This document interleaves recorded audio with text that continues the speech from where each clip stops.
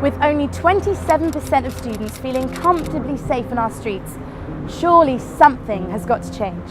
Students are calling on universities to help with this change, with 70% of students stating that it should be up to universities to offer some form of self-defence class to its students.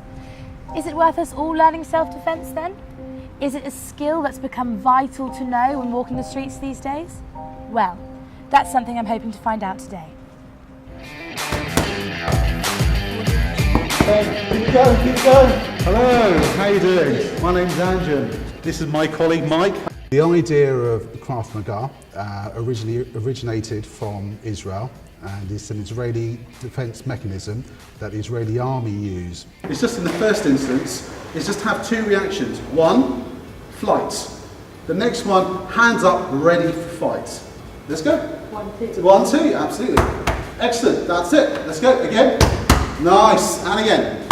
Well done, and again. Teaching was a good way for me to develop my skills as an individual, but I also really enjoy seeing people develop themselves, not only physically but mentally, and just being so much more braver in their everyday life. Generally, we use a front punch at a 45-degree angle, and we're going to try to go from A to B as quick as we can. There's always, unfortunately, an element of criminal activity.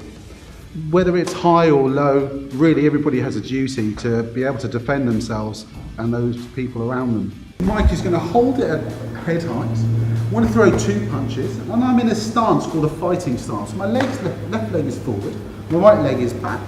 My fists are up about here. I'm not covering my eyes like a boxer because I haven't got gloves on. So we're just at this point here. I want to throw 2 punches. He's going to drop the pad down, ready for a groin strike. Try nice and slow, what feels comfortable for you.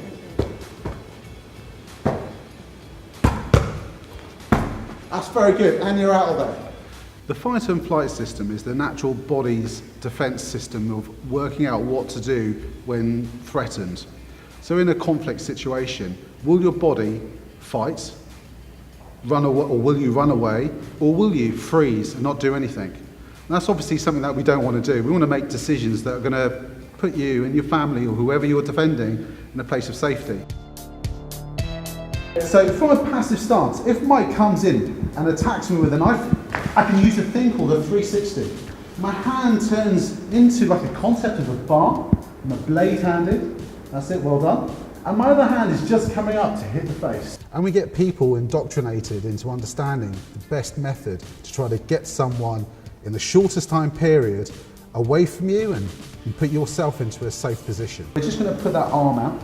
And I want you to think about that arm being really nice and solid, tendons locked out. So we're going to go down, fist up, that's the one. Knowing when to run, it could be that you just throw something at someone, your bag, throw that down the floor at an assailant that's threatening you, and then running as fast as you can, and making that decision is something that's imperative, and that's something that's inbuilt. And again. I can feel that you've got enough power in there to really stop a heavy chap like myself putting a blade in. Let's go again. That's very good. And again. In the first instance, it's being aware and understanding where you are and realising what's appropriate for your safety and your personal welfare. Walking down a dark alleyway because it's the shortest route late at night on your own is not the wisest decision. Beatrice, thank you very much for coming along. Really nice to have met you. You did really well. Thank you. I hope you enjoyed it, and I'm sure that you'll come again. I learned a lot, thank you so much. Take care, bye. I loved it. I thought it was very informative, and I've learnt a lot, and actually I've gone around to my friends and I said, now I know self-defence. Making sure, simple things, making sure that you travel in a group if it's late at night, understanding that there's going to be somebody who knows where you are and what you're doing. Simple procedures that you could use, potentially as a student, to make sure that you're going to get home safe and somebody's waiting for you. Understanding not to carry and show your phone open daylight, but also being able to use the phone as an instrument to say, well, I'm making a phone call to someone there, you need to keep away from me. So simple self-awareness, situational awareness, will do a lot for an individual who hasn't actually been trained physically in any type of defence system. Speaking to Andrew after the session, he said that us approaching him has made him now offer a student discount to all his classes, which will hopefully encourage more students to get involved. It doesn't hurt knowing how to protect yourself. We all don't want to be in a position like that, but we can't stop it if it happens, and all we can do is prepare ourselves for that moment.